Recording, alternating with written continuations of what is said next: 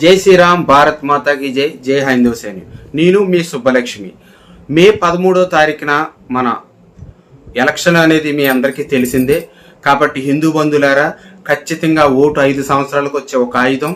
మన భవిష్యత్తు ఆలోచించండి. 5 సంవత్సరాల మన భవిష్యత్తుని 1000కి 2000కి అమ్ముకోకుండా మన ధర్మానికి ఎవరైతే సపోర్ట్ చేస్తున్నారో వాళ్ళకి ఓటేయండి. ధర్మం బ్రతుకుంటే మనం బాగుంటాం. అదే ధర్మానికి నాశనం చేసిన వాళ్ళకి ఓటేసి మీరు ఇబ్బందుల పాలు కాకండి. మన ధర్మం, సనాతన ధర్మం చాలా గొప్పది.